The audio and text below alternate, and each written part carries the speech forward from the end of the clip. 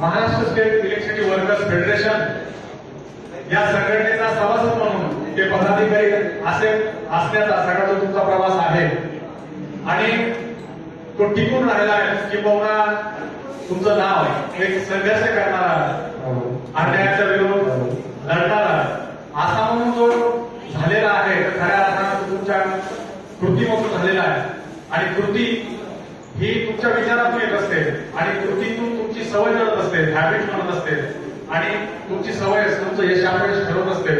मला वाटतं या चांगल्या सवयी लागाव्यात, संघर्ष करण्याची सवय लागावी, न्यायासाठी लढण्याची सवय लागावी आणि ती विचारांवर आधारित असते आणि म्हणूनच Maharashtra state electricity workers federation अशा पद्धतीचे प्रशिक्षण शिबिर नेहमी घेत असते आणि मला वाटतं यावर्षीच आपण प्रादेशिक स्तरावरती हे शिबिर घेण्याचे सुद्धा वरिष्ठांच्या आदेशानुसार आपण केलेलं आहे.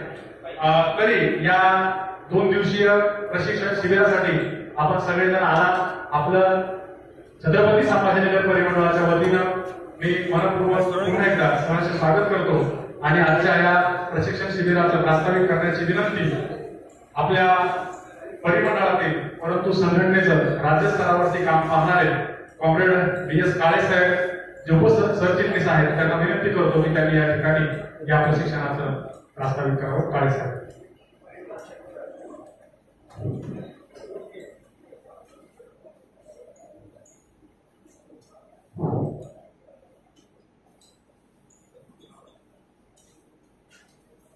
आजच्या या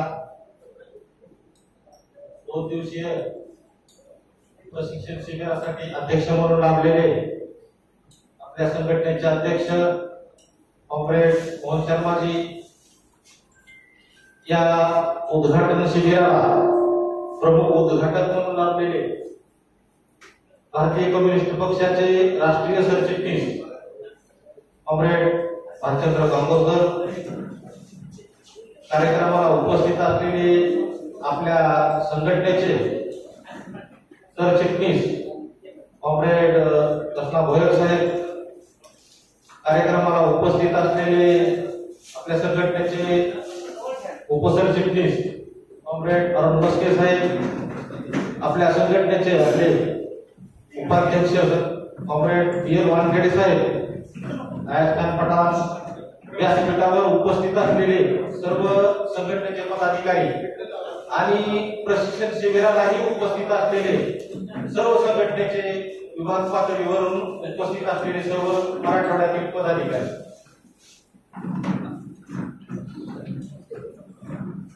त्याचप्रमाणे भारतीय कम्युनिस्ट पक्षाचे बनसोड जे सुद्धा या कार्यक्रमाला आवर्जून उपस्थित आहेत आणि सर्व प्रशिक्षणार्थी पदाधिकारी.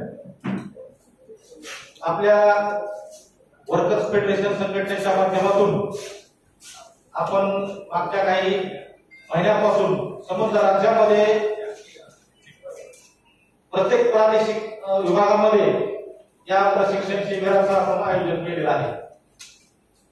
मागच काही दिवसापूर्वी आपली तारीख सुद्धा या ठिकाणी प्रशिक्षणाची निश्चित झालेली होती, परंतु काही कारणांना आपण ती पुढे ढकलली आणि आज तो दिवस या ठिकाणी उजळलेला आहे आणि आज आपण प्रशिक्षण शिबिराचं या ठिकाणी आयोजन केलेलं आहे. आपल्या वर्कर्स फेडरेशन संघटनेचा प्रमुख उद्देश आहे की खऱ्या अर्थानं तळागाळामध्ये जो विभाग पातळीपासून खरा कर्मचाऱ्याच्या संपर्कात असलेला जो पदाधिकारी आहे तो खऱ्या अर्थानं प्रशिक्षित झाला पाहिजे.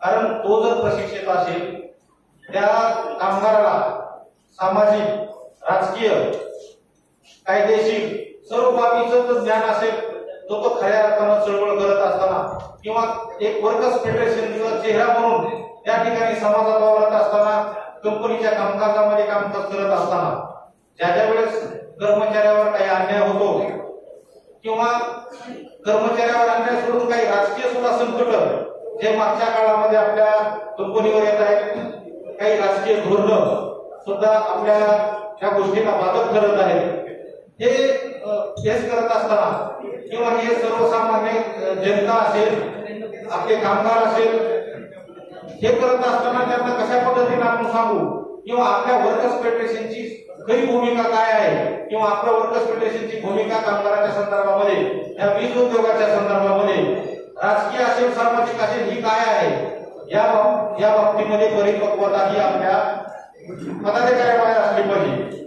त्या उद्योगामध्ये काम करत असताना अनेक कामगार कायदे आहेत देशा पातळीवरती जे कामगार कायदे निघत आहेत आणि कामगार कायद्याच्या माध्यमातून येणाऱ्या काळामध्ये आपल्या कामगारावर कशा पद्धतीने संकट निर्माण होणार आहे.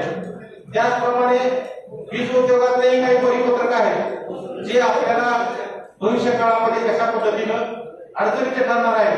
त्याचप्रमाणे हा वीज उद्योग सुद्धा खाजगीकरणाच्या दिशेने कसा जातोय ह्या सर्व बाबीची जाण आपल्या पदाधिकाऱ्यांना असली पाहिजे. कारण खरा तळागाळातला आपला मित्र कारण हा वीज उद्योग अत्यावश्यक सेवेमधला भाग आहे. कारण ह्या ग्राहकांना चांगल्या पद्धतीची सेवा आपण आपल्या कर्मचाऱ्याच्या माध्यमातून देत असतो. तळागाळामध्ये खेडोपाडी आपला प्रत्येक कर्मचारी त्या ठिकाणी गावागावात पोहोचलेला आहे आणि म्हणून आपले धोरण जे आहेत राजकीय असू देत आपल्या कंपनीचं धोरण असो ह्या सर्व म्हणत असताना आपण त्या ठिकाणी गावागावांपर्यंत पोहोचण्याची संधी आपल्या कामगारांना निर्माण झाली असते. म्हणून आपला पदाधिकारी जर प्रशिक्षित असेल तर त्याच्या पातळीवरती कर्मचाऱ्यावर सुद्धा आपल्या काही अन्याय होत असेल तर परिपत्रकाचं ज्ञान त्याला असलं पाहिजे. याच्याचे काही परिपत्रक आहेत कामगार कायदे आहेत सामाजिक आपली बांधिलकी कशी आहे आपण कंपनीच्या प्रती आपलं आपले संघटनेचं धोरण काय आहे. केवळ आपलं संघटना ही पगारवाढी कृती मर्यादित नाही कारण कामगारांना न्याय कसा मिळवून द्यायचा जनतेच्या हिताचं सुद्धा रक्षण कसं करायचं. कारण आपण अनेक आंदोलन पाहिले असतील वीजवाढीच्या संदर्भात दरवाढीच्या संदर्भात सुद्धा आपण विषय मांडलेले आहेत. ग्राहकांच्या येणाऱ्या समजा बिल्डर येत आहेत तर त्याच्यामधून ग्राहकाचं कसं नुकसान होणार आहे हे सुद्धा आपल्या या प्रशिक्षण शिबिराच्या माध्यमातून आपल्याला माहिती मिळणार आहे. त्याचप्रमाणे आपला इतिहास कुठलीही वाटचाल करत असताना संघटनेची वाटचाल हे आपला इतिहास वाचल्याशिवाय कळत नाही. कारण अनेक त्यागातून आपला संघटनेने चळवळ केलेली आहे. कारण आपण काही 1-2 दिवसात की काल परवाची संघटना नाही अनेक बलिदान आपण दिलेले आहेत. त्या बलिदानाचा सुद्धा आपल्याला विसर पडता कामा नये आणि नवीन येणाऱ्या कर्मचाऱ्यांना कामगारांना पदाधिकाऱ्यांना त्या बलिदानाची सुद्धा जाणीव करून दिलं आणि पुढे येणारे तयार होणारे प्रशिक्षणार्थी कारण आपली संघटना ही केवळ आपल्या व्यासपीठावर बसलेले प्रमुख पदाधिकारी यांच्या जीवावर आपण फक्त चालवत नाही.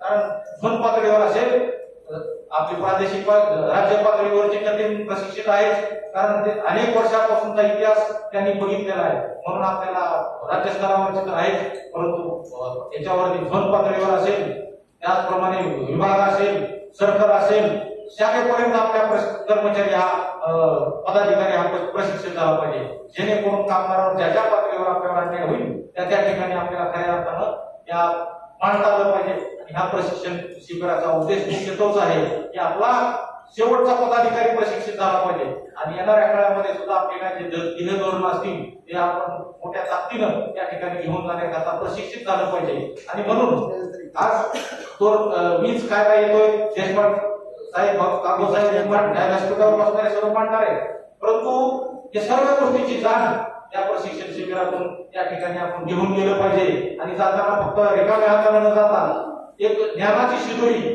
आपले या ठिकाणी जे माहितीगार जे ज्ञानकार माणसं आहेत की ज्यांनी अनेक इतिहास त्या ठिकाणी संघटनेचा बघितलेला आहे. केवळ आपण महाराष्ट्राच्या पातळीवर काम करत नाही तर जागतिक पातळीवरच्या सुद्धा घडामोडी आपण त्या ठिकाणी बघतोय. आज कम्युनिस्ट पार्टीशी सुद्धा आपण जोडलेलो आहे. ऑल इंडिया ट्रेड युनियन काँग्रेसशी आपण जोडलेले गेलेलो आहोत. All India federation of electricity employee देश पातळीवरती काम करते त्याला सुद्धा आपण जोडले गेलेलो आहोत आणि IFT म्हणजे वर्ल्ड WFTO म्हणजे वर्ल्ड ट्रेड युनियनशी सुद्धा आपण जोडले गेलेलो आहोत. म्हणजे जगाच्या पातळीवर काय चाललंय देशाच्या पातळीवर काय चाललंय आणि राजकीय सुद्धा काय घडामोडी घडतायत याचं ज्ञान या प्रशिक्षण शिबिराच्या माध्यमातून आपण या ठिकाणी घेतलं पाहिजे आणि येणाऱ्या काळामध्ये नवीन पदाधिकारी तयार केले पाहिजेत एवढंच या ठिकाणी प्रस्ताविकाच्या माध्यमातून मांडतो. या ठिकाणी आपण निश्चितपणे 2 दिवस उपस्थित राहून कुठेही या ठिकाणी बरेचसे पर्यटनाचे केंद्र आहेत तिथे ज्या ठिकाणी न जाता या ठिकाणी ज्ञान ग्रहण हे केलं पाहिजे आणि ते अत्यंत महत्वाचं आहे. संघटनेचा तोच उद्देश आहे. एवढंच बोलतो आणि परत आपण आला त्याबद्दल आपलं स्वागत करतो. सर्व व्यासपीठावरच्या सुद्धा माणसांना शब्द सुमारानं स्वागत करतो आणि 2 शब्द संपवतो. धन्यवाद. सगळ्यांनी कार्ड आपल्या याच्यात टाकले सगळ्यांनी प्रशिक्षणार्थी याच्यात कार्ड आहे ना तुमचं नाव विभाग आणि हे सगळं लिहून टाका. दुसरं कार्ड सगळ्यांनी धन्यवाद काळेसाहेब. असं म्हणतात माणसं जन्माला येतात माणुसकी ही निर्माण करावी लागते. तशा कामगार संघटना जन्माला येतात परंतु कामगारांना न्याय मिळवून देण्यासाठी त्यांच्या खऱ्या अर्थानं प्रशिक्षण देणं किंवा त्यांना तो मार्ग दाखवून देणं हे गरजेचं असतं. आणि म्हणूनच आपली संघटना नेहमी कार्यरत असते. आयटक कुणाशी जोडलेली आहे ती कसं काम करते ती स्थानिक पातळीपासून ते आंतरराष्ट्रीय पातळीपर्यंत काम करते आहे. इव्हन इतकंच नाही तर आपण राजकीय सामाजिक सगळ्याच बाजूचा विचार करतो. आणि म्हणून अब्राहम लिंकन असं खूप सुंदर म्हणतात की the ballot is a stronger than the bullet. म्हणजे बुलेट पेक्षा सुद्धा बॅलेट मतदान किती महत्वाचं ते सांगतात आणि तेच त्याच धर्तीवरती आपली संघटना काम करते. मित्रांनो आजच्या कार्यक्रमाला प्रमुख मार्गदर्शक देखील आपल्याला या ठिकाणी लाभलेले आहेत. मी सर्वप्रथम या कार्यक्रमाचे जे मार्गदर्शक आहेत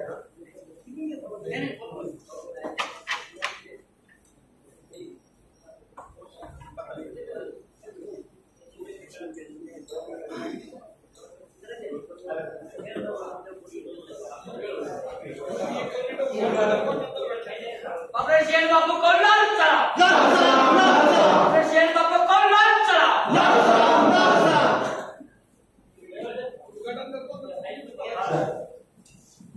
ज्येष्ठ कामगार नेते तथा राष्ट्रीय सचिव भारतीय कम्युनिस्ट पक्ष कॉम्रेड डॉक्टर भालचंद्र कांबळे साहेब यांना विनंती आहे की त्यांनी आजच्या प्रशिक्षण शिबिराचं उद्घाटन करावं. मी नंतर एक व्याख्यान देणार आहे मग आता भाषण काही करणार नाही. परंतु एक कार्यक्रमाची गरज आणि प्रथा म्हणून मला उद्घाटक म्हणून बोलवलं असल्यामुळे मी या संधीचा लाभ घेऊन या शिबिराचं उद्घाटन झालं असं जाहीर करतो आणि संयोजकांना विनंती करतो की पुढचा कार्यक्रम.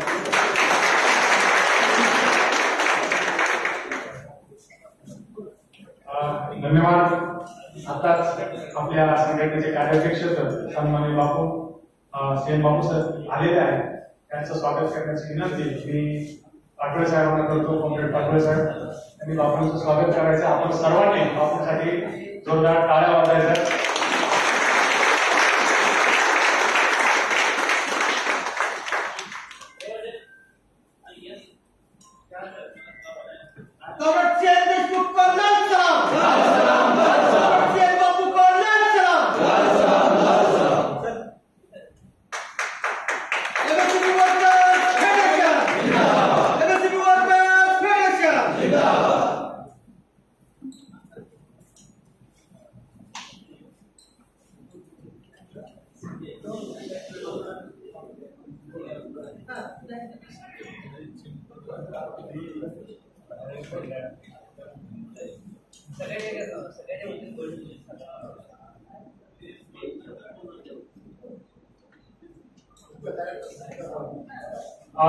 स्वतंत्र व्याख्यानाचा कार्यक्रम असल्यामुळे